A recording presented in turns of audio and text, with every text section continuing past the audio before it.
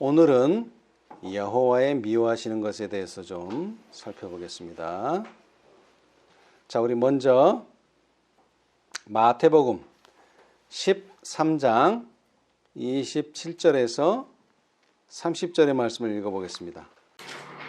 집주인의 종들이 와서 말하되 주여 밭에 좋은 씨를 심지 아니하였나이까? 그러면 가라지가 어디서 생겼나이까? 주인이 가로되 원수가 이렇게 하였구나. 종들이 말하되 그러면 우리가 가서 이것을 뽑기를 원하시나이까? 주인이 가로되 가만두어라. 가라지를 뽑다가 곡식까지 뽑을까 염려하노라.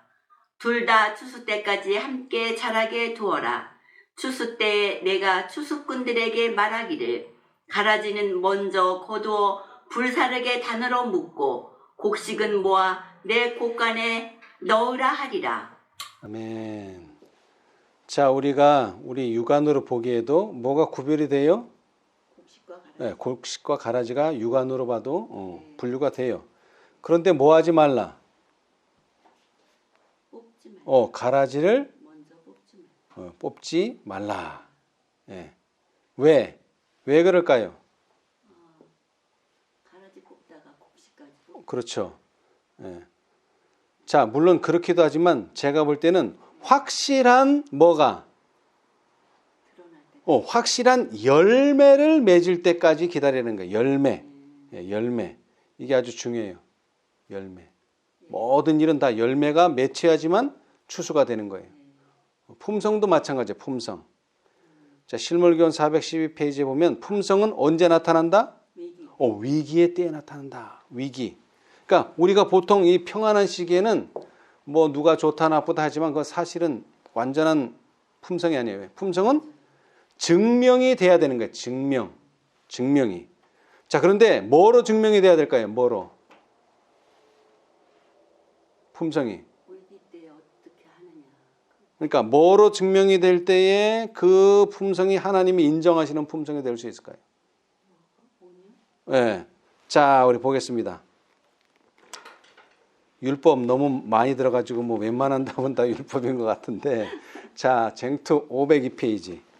각 시대 대쟁투 502페이지. 율법도 많은 말이에요. 근데 정확하게 찾아봅시다. 502페이지. 이게 준비 안 되기 때문에 지금 예수님이 지금 빨리 오시지 못하는 거예요. 오실 수가 없는 거예요. 왜? 우리의 품성이 열매를 맺지 못하기 때문에. 시련의 날이 이를 때에 시련의 날이 이를 때에 하나님의 말씀을 그들의 생애의 법칙으로 삼는 자들이 나타날 것이다. 여름에는 상록수와 다른 나무를 뚜렷하게 구분할 수 없다. 그러나 겨울바람이 불어오면 상록수는 변함없이 남아있지만 다른 나무들은 잎이 떨어져 그 가지가 벌거숭이가 된다. 이와 같이 지금은 마음이 거짓된 신앙, 고백자들의 진정한 그리스도인과 구별할 수 없다. 그러나 구별이 분명히 지어질 때가 이미 절박해 있다. 예, 거기까지요. 자, 언제는 구분이 안 돼요? 여름에는 시즌이 있어요. 여름 시즌에는 상록수와 낙엽수가 구분이 안 돼요. 왜? 다 같이 이파리가 있기 때문에. 근데 어느 시즌이 오면 겨울 바람이 불어오면 뭐는 떨어지고 낙엽수들은 다 낙엽이 져서 떨어지고 뭐만 남아요 이제? 상록수만 딱 남아요. 그러면 언제를 기다려야 돼요? 상록수를 찾아내려면 겨울바람이 와야 돼요. 이 겨울바람이라는 건 뭐죠? 환난과 시련과 핍박이 와야 돼요. 특히 여기서 말하는 그 구별이 분명히 지어질 때가 이미 절박해 있다. 이거는 일열 효험령을 얘기해요. 지금은 몰라요. 누구 신앙이 좋고 누구 신앙이 나쁜지 알 수가 없어요. 그런데 중요한 거는 그 시련의 날이 오기 전에 뭐를 해놔야 돼요? 뭐를 해놔야 돼요? 준비를 해놔야지만 그때 가서 그런 일이 벌어진다는 거예요.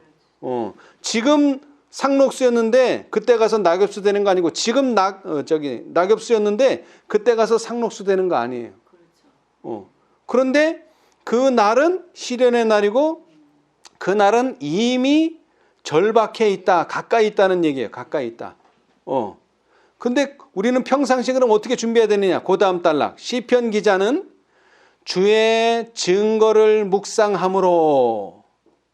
그 다음에 법도로 인하여 내가 명철케 되었으므로 모든 거짓 행위를 미워하시나이다. 아멘. 자, 뭐로 우리의 품성이 다져져야 돼요?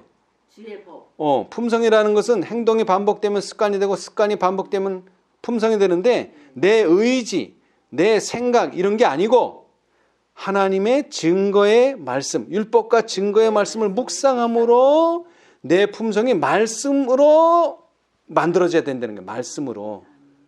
말씀으로. 그 다음도 마찬가지죠. 주의 법도 아까도 말했지만 율법으로. 그래서 모든 거짓 행위를 미워해야 되는데 그게 안 되고 그냥 내가 좋으면 하고 내가 싫으면 안 하고 이런 자기 주관대로 살았던 사람들은 언제? 지금은 안 나타나요. 시련의 날이 되면 나타난다. 그래서 우리가 맺어야 될 열매는 말씀의 토대 위에 열매를 맺어가지고 자 갈라디아 5장 22, 23절 성령의 열매를 맺어야 돼. 성령의 열매. 자, 성령의 열매가 뭔지 봅시다. 갈라디아 5장 22, 23절.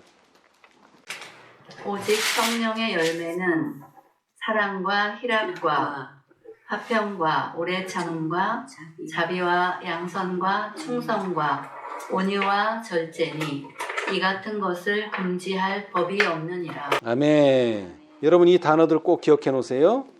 사랑, 희락, 화평, 오래 참음, 자비, 양선, 충성, 온유, 절제. 이게 성령의 열매예요. 이런 거를 맺어야 돼요. 그래야지 우리가 상록수가 되는 거예요. 자, 그런데 성경을 보니까 이런 열매는 맺지 말아라 하는 그런 열매도 있더라고요. 오늘 이제 그걸 소개하려고 하는 거예요. 자, 잠언 6장 16절. 여호와의 미워하시는 것 곧 그 마음에 싫어하시는 것이 6, 7가지니. 아멘. 자, 아까 성령의 열매는 하나님이 뭐 하시는 열매일까요? 기뻐하시고 좋아하시는 열매인데 반대로 미워하시고 마음에 싫어하는 게 있다는 거예요. 몇 가지? 6, 7가지. 6개 아니면 7개다. 자, 이제 뒤에 보세요. 17절서부터. 곧 교만한 눈과 거짓된 혀와 무죄한 자의 피를 흘리는 손과 악한 개그를 꾀하는 마음과 빨리 악으로 달려가는 발과 거짓을 말하는 망령된 증인과 및 형제 사이를 이간하는 자니라. 아멘. 자, 교만한 눈, 거짓된 혀, 무죄한 자의 피를 흘리는 손, 악한 계교를 꾀하는 마음, 빨리 악으로 달려가는 발, 거짓을 말하는 망령된 증인, 형제 사이를 이간하는 자. 그럼 몇 개야 다? 7개예요. 그런데 왜 6, 7가지니 이랬을까요? 우리 분명히 세면 7개인데 그냥 7가지니 이러면 되는데.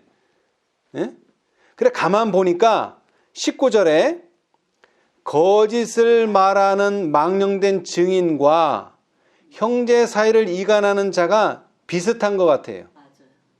그래서 6가지인데 좀 더 세분하거나 좀 더 자세히 말하면 7가지라는 얘기예요. 예. 그래서 이 6번째와 7번째는 유사해요. 특히 이 6번째와 7번째를 생각하면서 예수님이 왜 돌아가셨어요? 빌라도도 아무리 찾아봐도 뭐가 없어요? 죄가 없어. 근데 어떻게 죄 없는 사람을 죄인으로 만들 수 있어요? 거짓 증인을 하나 딱 세워놓는 거. 거짓 증인. 거짓을 말하는 망령된 증인을 딱 데려다 놓으니까 이게 가능한 거예요. 자, 스데반도 봅시다. 스데반. 성경에 나오니까 이건 봅시다. 자, 사도행전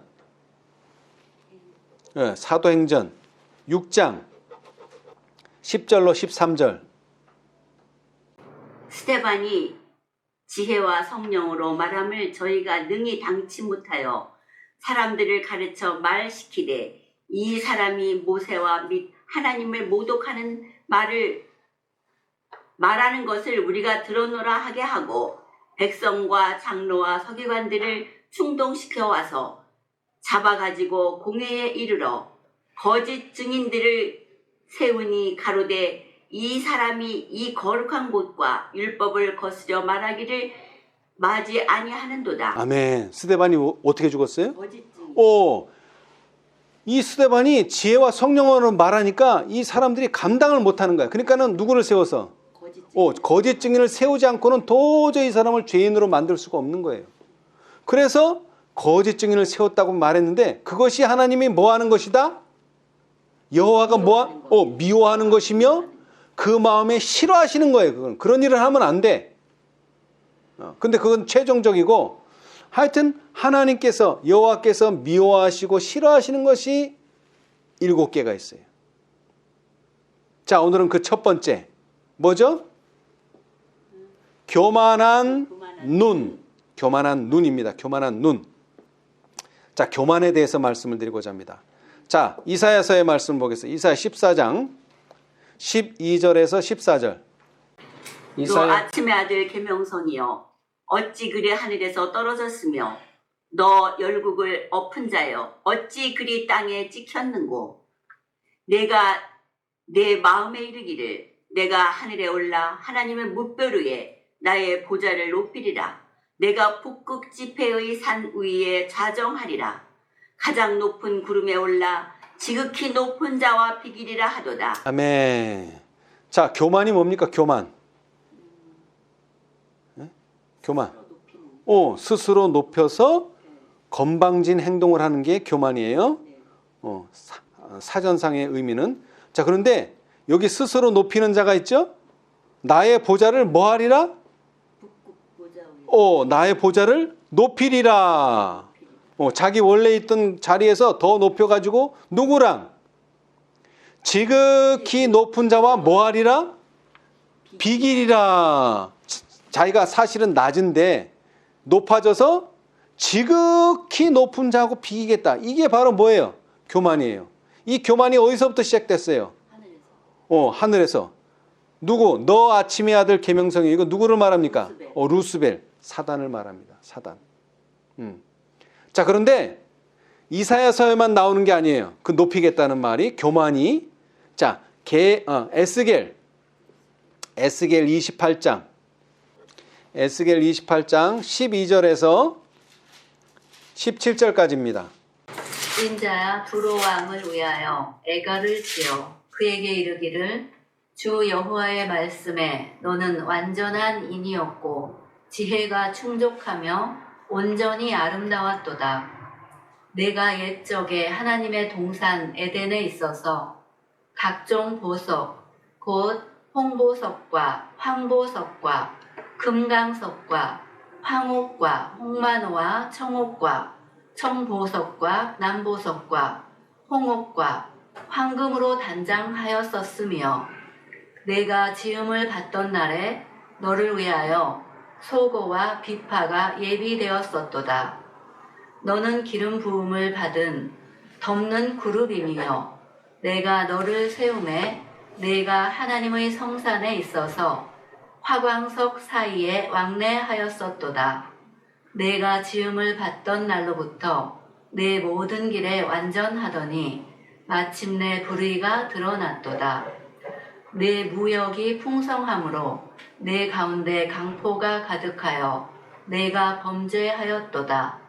너 덮는 그룹아, 그러므로 내가 너를 더럽게 여겨 하나님의 산에서 쫓아내었고 화광석 사이에서 멸하였도다.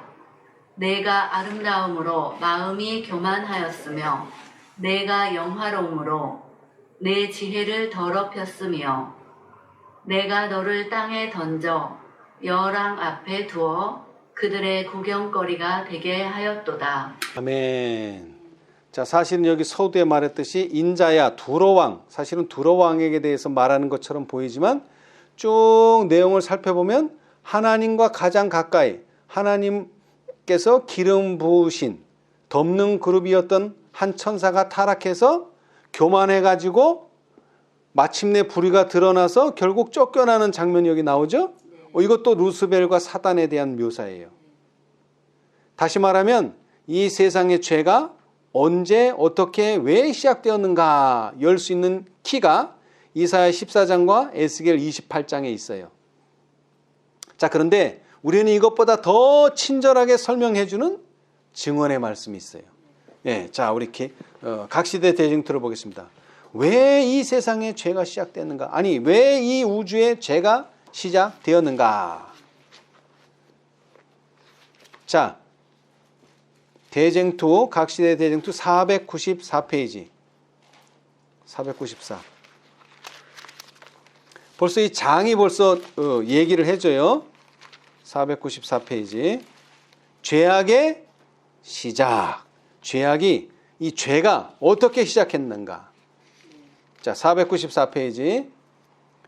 루스벨은 하나님의 특별한 은총을 루스벨은 하나님의 특별한 은총을 입고 온 하늘 군대의 존경을 받으며 자기의 고상한 능력을 활용하여 다른 이를 복되게 하고 창조주의 영광을 나타낼 수 있었다. 그러나 선지자는 내가 아름다움으로 마음이 교만하였으며 내가 영화로움으로 내 지혜를 더럽혔도다 라고 말한다. 루스벨은 차츰차츰 자기를 높이고자 하는 욕망을 품게 되었다. 내 마음이 하나님의 마음 같은 채 하였으니 내가 내 마음에 이르기를 내가 하늘에 올라 하나님의 뭇별 위에 나의 보좌를 높이리라. 내가 북극 지폐의 산 위에 좌정하리라. 가장 높은 구름에 올라 지극히 높은 자와 비기리라 하도다. 아멘. 자, 여기 보세요. 이제 루스벨이 어떤 사람이에요? 루스벨 어떤 존재예요? 하나님의 특별한 은총을 입고 온 하늘 군대의 존경을 받으며 자기의 고상한 능력을 활용하여 다른 이를 복되게 하고 창조주의 영광을 나타낼 수 있는 그런 위치에 있는 사람이에요. 사람이 아니라 천사예요. 그런데 어떻게 됐어요? 내가 아름다움으로 마음이 교만하였으며. 자, 그것을 설명을 이렇게 합니다. 루스벨은 차츰차츰 자기를 뭐하고자 하는, 자기를 높이고자 하는 욕망을 품게 되었다. 어디까지 높아지는 거야? 어디까지? 지극히 높은 자와 비리라. 거기까지 올라가는 거예요. 거기까지. 예. 자, 그 다음 단락. 온 하늘은 창조주의 영광을 반영하고 하나님께 찬양하기를 기뻐하였다. 그리고 하나님께서 이처럼 존경을 받으시는 동안 모든 것이 평안하고 기뻤다.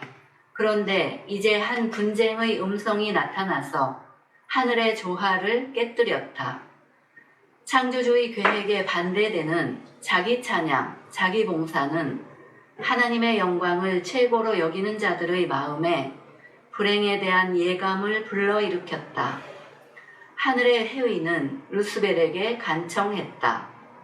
하나님의 아들은 그에게 창조주의 위대하시고 선하시고 공의로우심을 알려주고 그분의 율법에 신성하고 변치 않는 특성을 제시해 주셨다. 하늘의 질서는 하나님께서 친히 세우셨다. 그러므로 루스벨이 그 질서에서 벗어나는 것은 창조주의 성호를 모독하는 일임과 동시에 자기 자신을 파멸에 빠뜨리는 것이었다. 그러나 그 무한한 사랑과 자비로 주어진 경고는 반항심을 일으킬 뿐이었다. 루스벨은 그리스도에 대한 시기심을 극복하지 못하고 더욱 마음이 굳어졌다. 아멘. 자, 여러분, 교만과 짝이 될 수 있는 단어가 뭡니까? 교만. 사람이 자기를 자꾸 높여, 원래는 여기가 자기 위치인데 거기서 자꾸 올라가면서 어떤 마음을 가져요? 시기심. 교만의 친구가 누구라고요? 시기 질투예요. 시기 질투. 여러분 보세요. 시기 질투 안 하는 사람이 교만한 사람이 있나? 교만한 사람이 시기 질투 안 하는 사람이 있나? 없어요. 교만하면 시기하고 시기하면 교만한 거예요. 그죠? 이거 잘 이해하셔야 돼요. 자, 이제 그 다음 달라.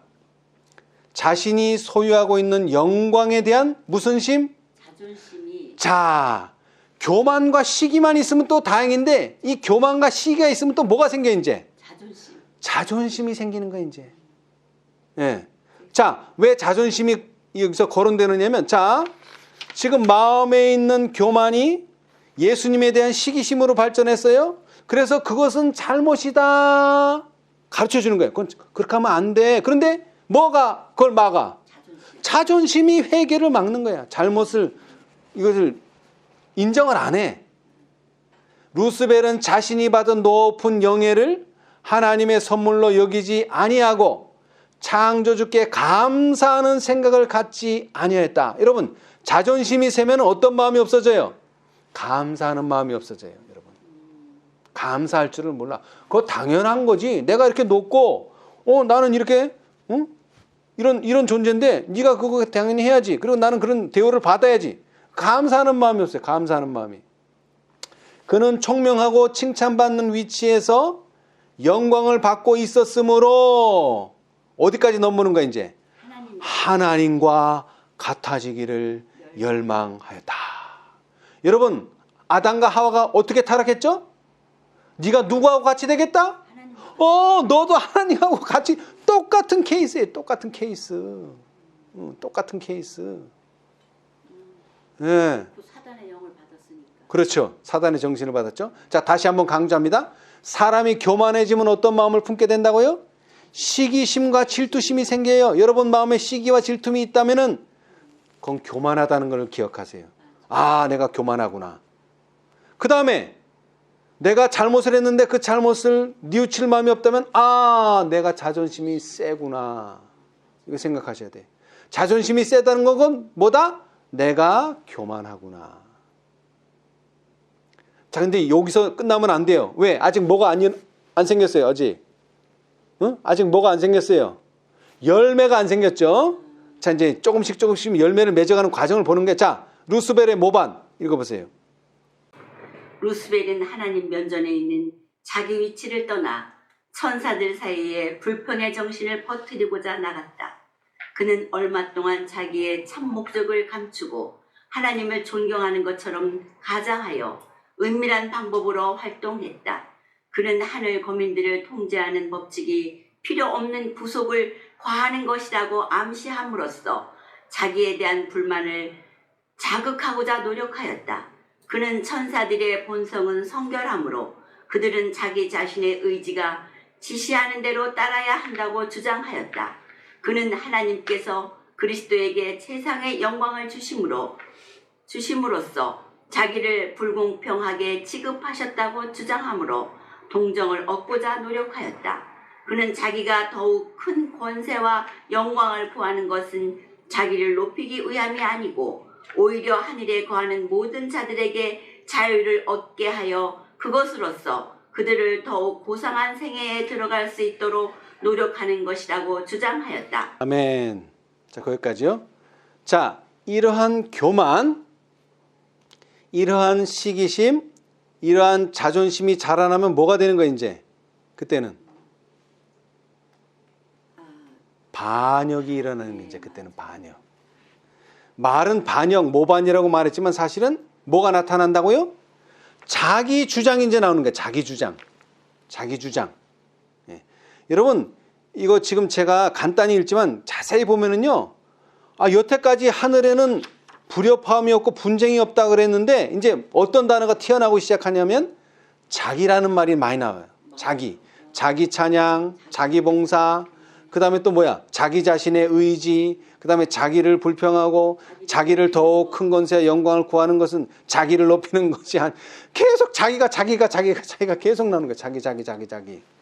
예. 그 말은 뭐예요 지금? 뭔가 자기를 드러내고 싶은 마음이 나타난다는 거예요. 근데 이게 그냥 끝나는 게 아니에요. 열매를 맺으려니까 자기 주장이 나와 이제. 자기 주장. 근데 그 주장이 당연히 뭐하고는 상반돼요. 하나님의 뜻과는 상반되기 때문에 이게 반역이 되는 거예요. 교만이 발전하면 뭐가 된다고요? 반역이 되는 거예요. 고라와 나단의 반역이 어떻게 생겼다고요? 교만에서부터 생겨난 거예요. 왜 너희들만 레위 지파냐? 나도 레위 지파다. 나도 높다. 이제 거기서부터 시작되는 거예요. 예. 자, 그래서 이 교만이 발전하면 뭐가 된다고요? 반역이라는 형태로 나타나요. 반역은 다시 말하면 뭐냐? 자기 주장을 이제 막 하는 거예요. 자기 주장은. 자, 이제 그 다음 단락 읽어보겠어요. 자비심이 많은 하나님께서는 루스벨에 대하여 오래 참으셨다. 하나님께서는 그가 처음에 불만에 정신에 빠졌을 때, 심지어 그가 충성된 천사들 앞에서 거짓 주장을 하였을 때까지도 그를 그 높은 지위에서 쫓아내지 아니하셨다. 하나님께서는 그를 오랫동안 하늘에 머물러 있게 하셨다. 회개하고 순종하기만 하면 용서받을 수 있다고 되풀이해서 말해주셨다. 하나님께서는 그에게 잘못을 깨닫게 하시고자 오직 무한한 지혜와 사랑으로만 할 수 있는 온갖 노력을 다 하셨다. 본래 하늘에는 불만의 정신이 없었다. 그러므로 루스벨 자신도 처음에는 자기가 어디로 흘러가고 있는지 몰랐고 자기의 심정의 실상도 깨닫지 못하였다. 그러나 루스벨은 자기의 불만이 아무 이유가 없는 것임을 깨달았다. 그는 자기가 잘못되어 있고 하나님의 주장에 정당한 것임을 깨달았다. 그러므로 그는 그런 사실을 온 하늘 앞에 인정해야 할 것을 자각하였다. 만일 그가 그렇게 하였을 것 같으면 그 자신과 많은 천사들이 구원을 얻었을 것이다. 그는 당시에 하나님께 대한 충성심을 아직 완전히 버리지 아니하였다. 그가 비록 덮는 구름으로서의 지위는 상실했다 할지라도 자원하는 마음으로 하나님께 돌아와서 창조주의 지혜를 인정하고 하나님의 위대한 계획을 따라 지정된 위치에 있기를 만족히 여겼을 것 같으면 그는 본래의 직분에 회복되었을 것이다. 그러나 그는 교만한 마음 때문에 복종하지 않았다. 그는 고집스럽게 자기 자신의 행동을 변호하고 회개할 필요가 없다고 주장하였다. 그는 창조주를 대항하는 대쟁투에 본격적으로 뛰어들었다. 아멘. 이제 대쟁투는 이 반역으로부터 이제 시작하는 거예요. 자, 그런데 보세요. 교만은 자기를 높이는 거죠. 이게 자라나면은 결국 자기 주장이 강해지고 자기 주장이 강하다 보면 반역을 하게 되고 그 반역이라는 건 다른 게 아니라 어떤 하나님의 섭리와 하나님의 계획과 하나님의 그 일을 불만을 가지고 불평을 하게 되는 거예요. 그렇죠? 자, 이제 그 다음 단계가 뭐냐? 루스벨의 기만. 그는 자기 휘하에 있는 천사들의 동조를 얻기 위하여 그의 탁월한 정신력을 기만한 일에 기울였다. 그는 그리스도께서 자기에게 경고하고 권면하신 사실까지도 자기의 반역 활동에 이용하기 위하여 왜곡시켰다. 사단은 자기를 사랑하고 신뢰함으로 자신과 가장 밀접히 연합되어 있는 자들을 향하여 자기는 하나님께 불공평한 대우를 받고 그의 지위도 존경을 받지 못하고 그의 자유마저 빼앗길 수밖에 없게 되었다고 말하였다. 그는 그리스도의 말씀을 그릇되게 전함으로써 그리스도께서 자기를 하늘 주민 앞에서 낮추려고 계획하였다는 엉뚱한 거짓말과 노골적인 기만을 퍼뜨리며 하나님의 아들을 비난하였다. 그는 자기와 충실한 천사들 사이에 근거 없는 논쟁을 일으키려고 노력하였다. 그는 자기 편으로 전향하여 완전히 가담하지 않는 모든 자를 향하여 하늘 주민들의 유익에 냉담한 자들이라고 비난하였다. 그는 자기가 하고 있는 바로 그 일의 책임을 하나님께 충성된 자들에게 전가시켰다. 그는 또한 자신에 대한 하나님의 불공평한 처사를 공격하기 위하여 창조주를 잘못 나타내고자 힘썼다. 그는 하나님의 뜻에 관하여 교활한 논증을 전개하므로 천사들을 미혹하라 하였다. 그는 단순한 모든 것을 신비한 방법으로 가리고 교묘하게 왜곡시키므로 가장 분명한 여호와의 말씀을 의심하게 하였다. 그리고 하나님의 통치와 매우 밀접한 관계를 가진 그의 높은 지위는 그의 말을 한층 더 힘있게 하였으므로 그에게 가담하여 하나님의 권위에 대항하여 반기를 드는 자들이 많아졌다. 아멘. 자, 우리가 자기를 높여서 교만하게 되면은 자기 주장이 강해지고 결국 반역, 불만, 불평을 토로하게 되면서 그것으로 끝나는 게 아니고 이게 열매 맺으려면 뭐예요, 이제? 자기 편을 모으기 시작하는 거예요, 이제 자기 편을. 근데 그 방법이 뭐예요? 기만, 거짓말, 이런 거예요. 근데 뭐를 기만하고 뭐를 거짓말해요?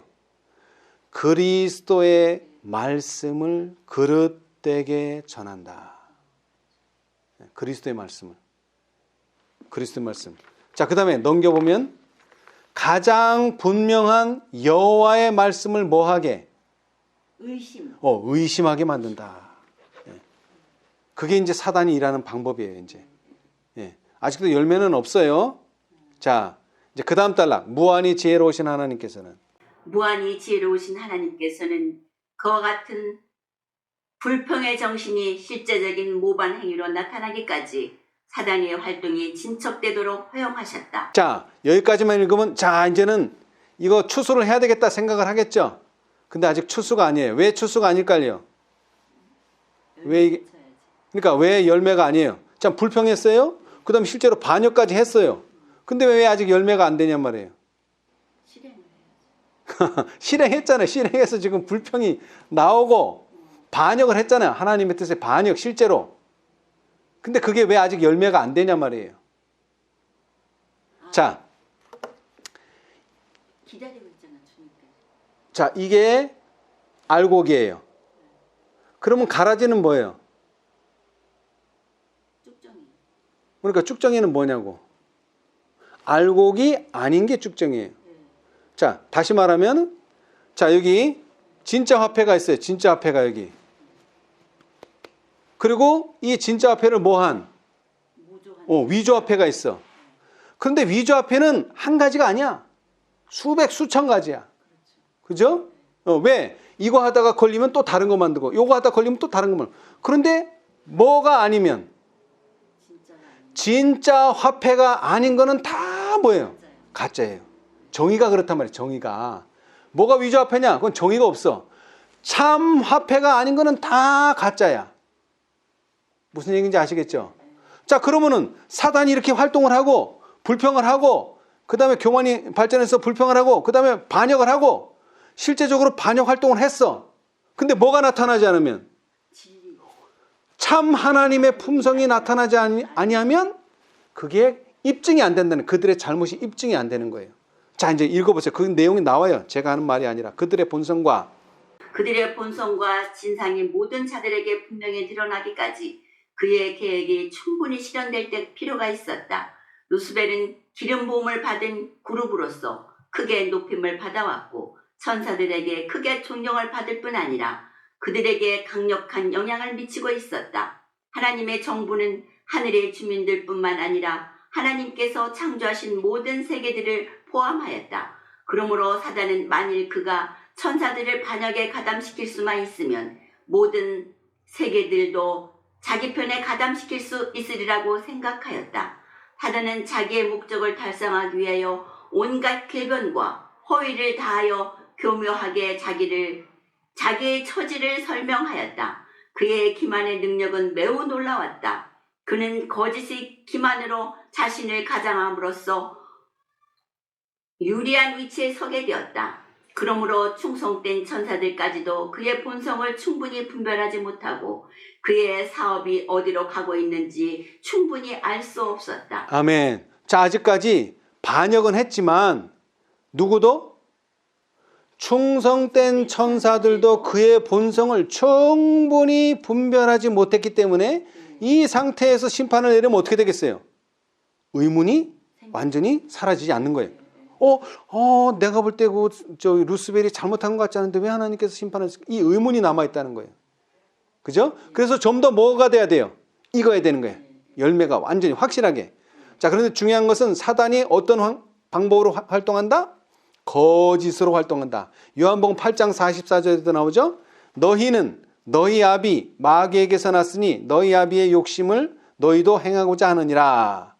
자, 교만은 뭐예요? 욕심으로부터 시작되는 거예요. 스스로 높이는 욕심. 그 다음에 뭐를 해요? 기만. 저는 처음부터 살인한 자여 진리가 그 속에 없으므로 진리에 서지 못하고 거짓을 말할 때마다 제 것으로 말하나니 이는 저가 거짓말장이요 거짓의 아비가 되었음이니라. 예. 자, 그런데 뭐가 돼야 돼요 이제? 열매가 맺어야 되죠? 자, 봅시다. 조금 지나가서 반역의 결과. 하나님께서는 죄를 취급하실 때 오직 의와 진리만을 사용하실 수 있으셨다. 사단은 하나님께서 사용하실 수 없는 아첨과 기만을 사용하였다. 그는 하나님의 말씀을 그릇되게 전하고 하나님의 정부의 방침을 천사들 앞에 잘못 나타냈다. 그는 하나님께서 하늘 주민들에 대한 율법과 법칙을 제정하실 때 공정하게 하지 않았고 피조물의 복종과 순종을 요구하시므로 하나님 자신만을 높이기 위함이라고 주장하였다.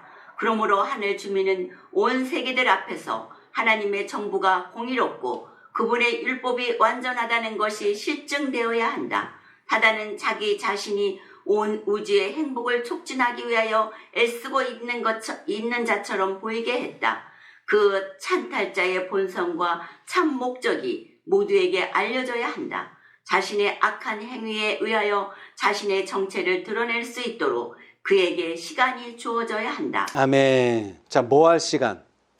다 드러나도록. 하나님의 정부가 공의롭고 그분의 율법이 완전하다는 것이 실증. 실증이 뭐예요? 실제로 증명이 돼야 된다 이 말이에요. 그러니까 의로운 열매가 맺혀지는 게 나타나야 된단 말이에요. 지금 악의 열매는 어느 정도 익어가는데 뭐가 안 나타나면 의로운 열매가 안 나타나면 비교가 안 되고 비교가 안 되면 그럴 수도 있는 거 아니야? 정말 루스벨의 말이 맞는 것 같기도 한데 이렇게 된다는 거예요. 자, 그 다음 499페이지. 사단의 반역은 장차 올 모든 시대를 통하여 온 우주의 하나의 교훈 곧 죄의 본질과 그 무서운 결과에 대하여 영원한 증거가 될 것이었다. 사단의 지배와 그것이 인류와 천사에게 미치는 영향은 하나님의 권위를 부인할 때 어떤 결과가 생기는지 보여줄 것이다. 그리고 하나님의 정부와 그분의 율법의 존재는 하나님께서 창조하신 피조물 전체의 복리와 밀접히 관련되어 있다는 것을 증명할 것이었다. 그리하여 무서운 반역의 경험에 따른 역사는 온 우주의 모든 거룩한 주민을 영원히 보호해 주는 방편이 되어 그들을 범법의 상태에 빠지지 않게 하고 범죄와 그 고통에서 구원해 줄 것이다. 아멘. 자, 이게 이제 결론이죠. 사단이 반역한 것이 열매가 맺어야 돼요. 어떤 열매?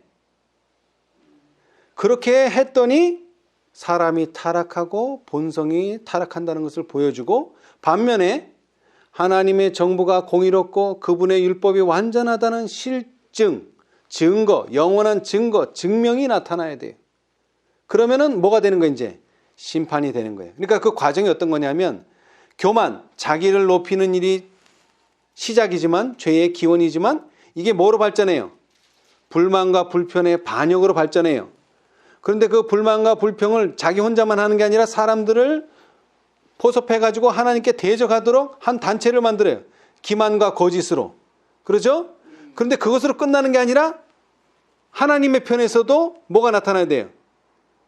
실증, 하나님의 편에 열매가 나타나야 돼요. 그것이 바로 대쟁투예요. 한 무리만 있으면 싸울 일이 없잖아요. 근데 뭐가 있으면 두 무리가 있으면 싸울 일이 있고 두 무리가 있으면 뭐를 해야 돼요? 비교를 해봐야 되죠. 그리고 선택을 해야 돼요. 그리고 이것이 확실해질 때 마지막에 가서는 심판이 가능하다. 근데 이 제일 기초가 뭐예요? 자기를 높이는 교만에서부터 죄가 시작되었다. 그러니까 교만이 그렇게 무서운 겁니다. 예. 자, 그런데 반대로 예수님을 봅시다. 예수님. 여러분, 교만의 반대가 뭐죠? 교만의 반대. 높이는 거의 반대는? 낮추는 거는 뭐예요? 겸손이죠, 겸손. 자, 649페이지 시대의 소망.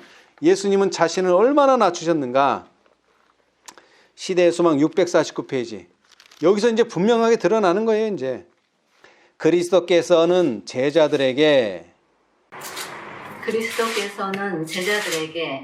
당신이 그들의 발을 씻기심으로 그분의 존엄성이 조금도 상하지 않았다는 것을 이해시키고자 하셨다. 너희가 나를 선생이라 또는 주라 하니 너희 말이 옳도다. 내가 그러하다. 무한히 높으신 분으로서 그분은 그 예시에게 은혜와 의의를 부여하셨다. 그리스도처럼 높임을 받은 사람은 아무도 없었다. 그러나 그분은 몸을 굽혀 가장 낮은 의무를 감당하셨다. 육적인 마음에 머무르며 자신을 섬김으로 굳어지는 그 이기심으로 당신의 백성들이 잘못 인도되지 않도록 하고자 그리스도께서는 몸소 겸손의 모본을 세우셨다. 그분은 이 위대한 주제를 사람의 수중에 남겨두지 않으실 것이다. 이것을 매우 중요하게 여기셔서 하나님과 동등이신 그분이 몸소 당신의 제자들에게 종으로 행하신 것이다. 제자들은 가장 높은 지위를 얻으려고 서로 다투고 있는 반면에 모든 사람이 그를 향하여 무릎을 꿇으며 영광의 천사들도 섬기는 것을 명예로 생각하는 그분이 허리를 굽혀 자기를 주님이라고 부르는 자들의 발을 씻기셨다. 그분은 당신을 팔자의 발을 씻기셨다. 아멘. 이게 예수님의 모본이라는 거예요. 자, 그리스도처럼 높임을 받은 사람은 아무도 없었다. 이게 무슨 뜻입니까? 그리스도는 하나님이시기 때문에 그보다 높은 사람은 없어요. 성경이 말했듯이 지극히 거룩한 자 또는 가장 거룩한 분이 그분인데 그분은 내가 이러니까 니들이 내 발을 씻겨라 이게 아니고 그 지극히 가장 높으신 분이 허리를 굽혀서 제자들의 발을 씻겨 주셨다. 이것은 사단의 정신과 완전히 배치되는 거죠. 그죠? 자, 그런데 여기서 우리가 배워야 될 게 또 있어요. 이 교만과 바벨론이 이제 연관되어 있는 거예요. 이 바벨론은 두 종류의 바벨론이 있어요. 하나는 다니엘 시대 때 있었던 고대 바벨론이 있고요. 하나는요, 현대의 바벨론이 있어요. 근데 그 죄는 똑같아요. 고대 바벨론이나 현대 바벨론이나 똑같아요. 자, 우리 고대 바벨론의 죄가 뭔지 보겠습니다. 이사야서 13장 19절. 열국의 영광이요 갈대아 사람의 자랑하는 놀이개가 된 바벨론이 하나님께 멸망당한 소돔과 고모라 같이 되리니. 아멘. 자, 여러분, 바벨론이 멸망했죠? 예. 왜 멸망했어요? 교만하기 때문에 그렇게 된 거예요. 자, 우리 그거 어떻게 알 수 있죠? 우리가 이제 성경적으로 인용 안 하겠지만 감히 하나님의 성소에 있는 성물을 가지고 술 먹는 데 따라 썼어요. 그것을. 얼마나 교만한 거예요, 이게. 예? 자, 예레미야서에도 나와요. 예레미야 50장 29절. 활 쏘는 자를 바벨론에 소집하라. 무릇 활을 당기는 자여 그 사면으로 진을 치고 쳐서 파하는 자가 없게 하라. 그 일한 대로 갚고 그 행한 대로 그에게 행하라. 그가 이스라엘의 거룩한 자 여호와를 향하여 교만하였음이니라. 아멘. 뭐 했다고요? 네.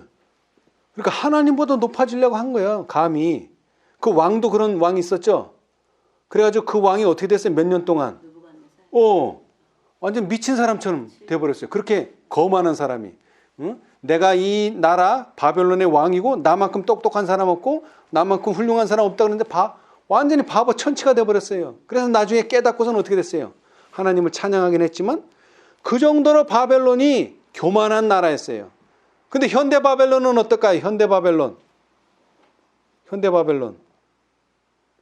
똑같겠죠, 당연히. 자, 이것에 대한 고대 바벨론에 대한 선지자의 말씀이 있어요. 선지자의 말씀. 자, 선지자 왕.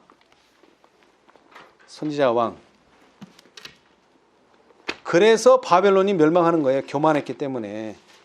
선지자왕 532페이지 중간쯤에 보시면 이와 같이 바벨론의 넓은 성벽은 이와 같이 바벨론의 넓은 성벽은 온전히 무너졌고 그 높은 문들은 불에 탔다. 이리하여 만군의 여호와께서는 교만한 자의 오만을 끊으며 강포한 자의 거만을 낮추셨다.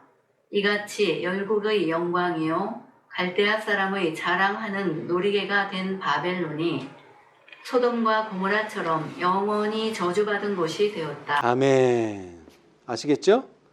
왜 망했다고요? 바벨론이 교만했기 때문에, 특히 이스라엘의 거룩한 자 여호와를 향하여 교만했기 때문에 결국 망한 거예요.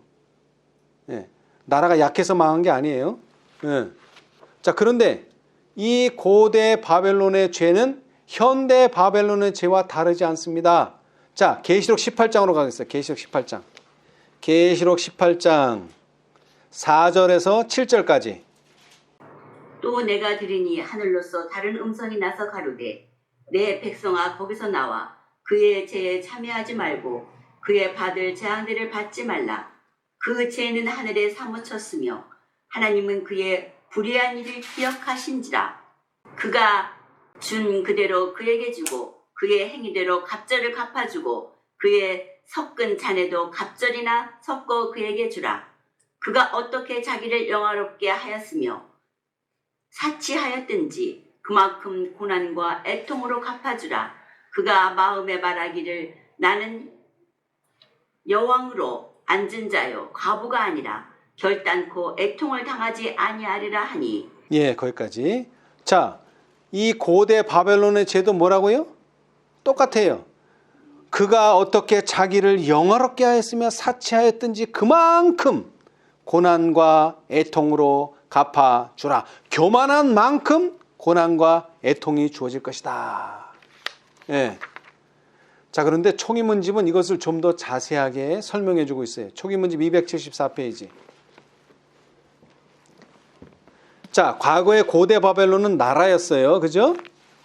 예, 그런데 계시록 14장과 18장에 무너지는 바벨론은 나라가 아니에요.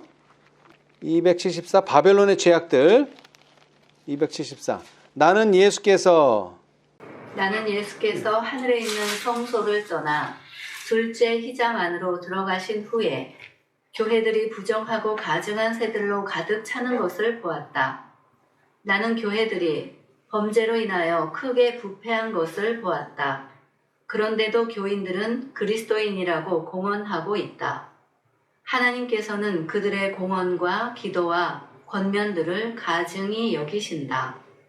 하나님께서는 그들의 모임을 눈여겨보지 않으신다. 그들은 아무 양심의 가책도 느끼지 않고 이기심과 자만과 자부심을 행사한다. 그들은 이 모든 악행들을 종교의 구실 아래서 행하고 있다고 천사가 말했다. 나는 명목상의 교회들의 자만한 상태를 보았다. 하나님께서는 그들의 생각 속에 거하시지 않으신다. 그들의 육적인 마음은 자아로 가득 차 있으며 그들은 죽을 수밖에 없는 그들의 초라한 육체를 자아 만족과 향락으로 장식하고 있다. 예수님과 그의 천사들은 그들을 보고 얼굴을 찡그리신다. 천사가 말하였다. 그들의 죄악과 교만은 하늘에 상달되었다. 그들에게 내릴 보응이 준비되어 있다. 공의와 심판이 오랫동안 자고 있었으나 이제 곧 깨어날 것이다. 원수 갚는 것이 내게 있으니 내가 갚아주리라고 주님께서 말씀하셨다. 셋째 천사의 놀랍고 두려운 경고가 성취되어야 하며 모든 악한 자들은 하나님의 진노의 잔을 마실 것이다. 셀 수 없이 많은 악한 천사들의 무리가 온 땅에 퍼져서 교회들을 규합하고 있다. 사단의 부하들은 이러한 종교 단체들을 보고 기뻐하는데 이는 그 엄청난 죄악들을 종교라는 가면으로 덮어 씌워 놓았기 때문이다. 아멘. 자, 교회가 어떤 상태가 되어버렸어요? 교만한 상태가 됐죠? 그래서 과거에 바벨론이 멸망한 것처럼 이제 멸망할 위기에 처했는데 이것을 조장하는 사람이 누구예요? 악한 천사들. 그죠? 근데 왜 조장해요? 왜 조장해요? 하나님의 백성을 뭐 하기 위해서? 핍박하기 위해서. 이제는 미혹은 끝났어요. 미혹은 끝났어. 미혹은 끝났기 때문에 이제 더 이상 자기네 편으로 오지 않으니까 그때는 뭐 하는 거예요? 이제 그때는 핍박하는 거예요. 그죠? 그렇게 되면 세상은 뭐가 되는 거예요? 끝나는 거예요. 심판을 받게 되는 거예요. 자, 다시 강조합니다. 교만은 마음속에 그저 있는 거예요.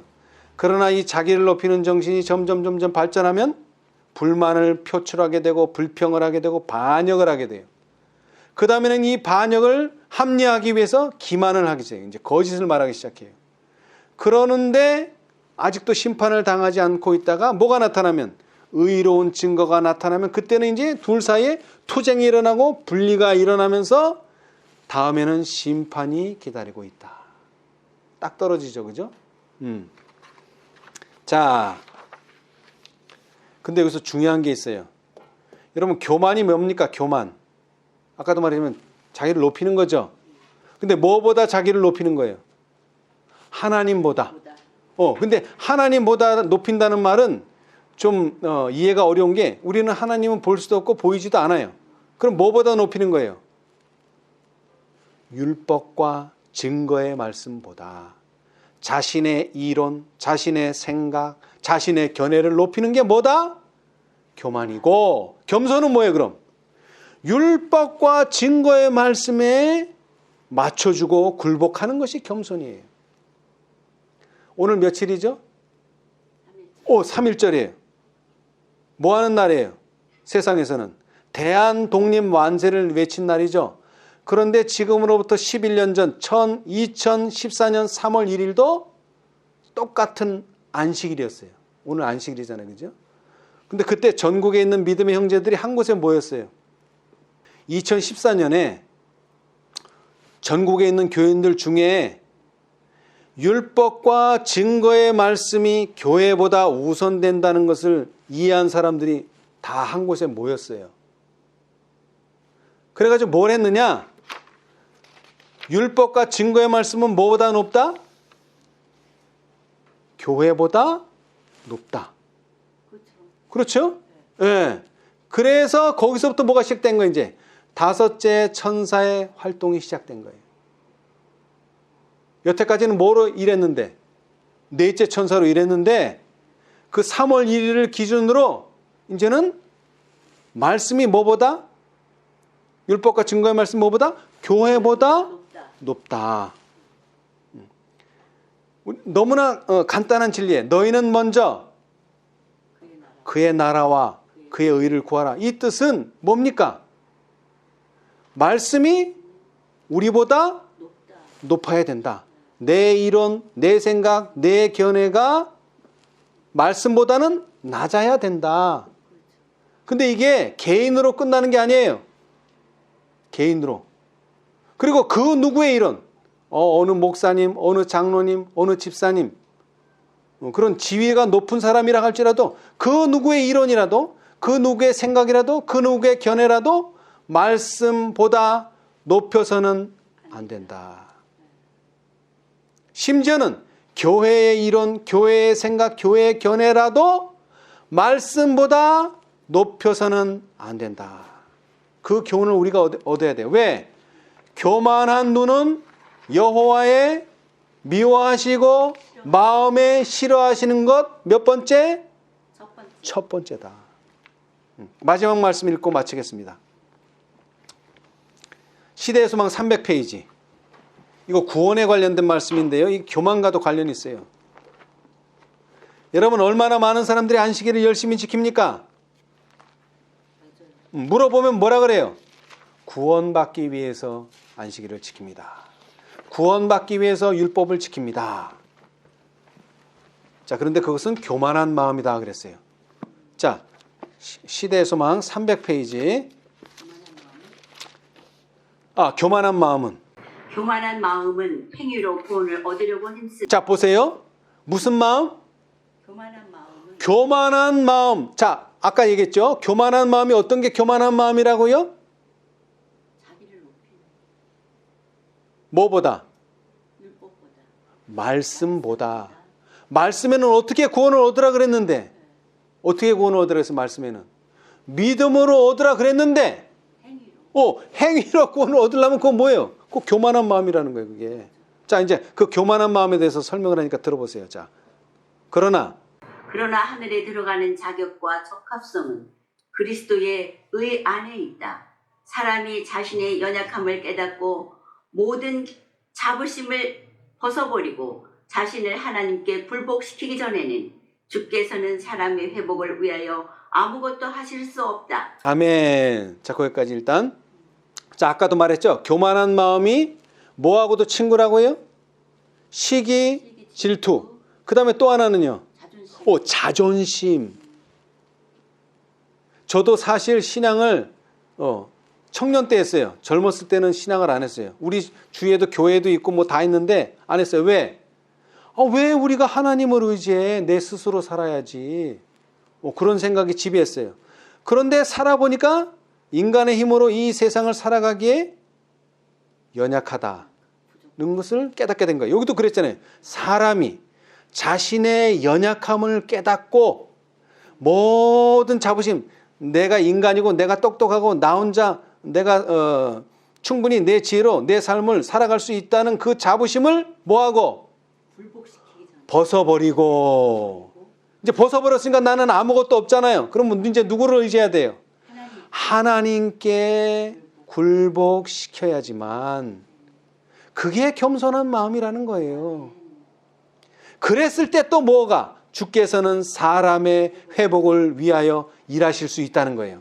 그렇게 하기 전에는 사람의 회복을 도와주실 수 없다는 거예요. 자, 그때야 읽어보세요. 그때야 사람은 하나님께서 주기 위하여 기다리시는 선물을 받을 수 있다. 아멘. 야, 선물이라니까 아무나 주는 줄 알아요. 받을 수 있는 상황이 돼야 되는 거예요. 어떤 사람? 자기의 연약함을 깨닫고 자기의 모든 자존심을 내려놓고 벗어버리고 누구를?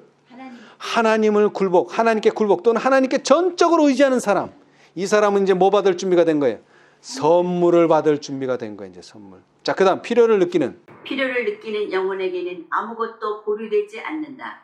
그는 모든 충만히 그 안에 거하는 예수께 무제한으로 접근할 수 있다.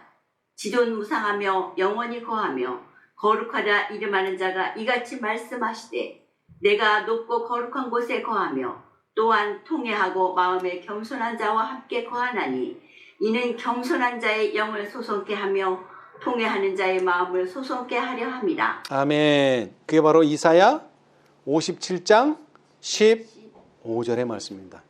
여러분, 하나님께서는 절대로 아무것도 감추거나 아무것도 주기를 꺼려하는 게 없어요. 근데 사단이 뭐라 그랬어요?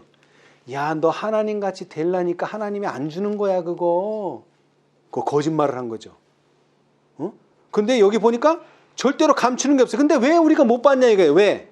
우리가 자신의 연약함을 깨닫지를 못하고 모든 우리 자부심을 버리지를 못하니까 못 받는 거지, 하나님은 절대로 뭘 감추거나 안 주는 게 아니에요. 그래서 성경절에 말하고 있잖아요. 그 자신을 깨닫고 그 자부심을 버렸기 때문에 통회하는 마음이, 통회하고 마음이 겸손한 자와 함께 하시고 하나님이 이는 겸손한 자의 영을 소성케 하며 통회하는 자의 마음을 소성케 하려 함이라. 우리 모두 이렇게 통회하고 겸손히 하나님을 의지하는, 교만하지 않은 우리 모두가 되심으로 하나님이 주기를 원하시는 선물을 받게 되시기를 간절히 바랍니다.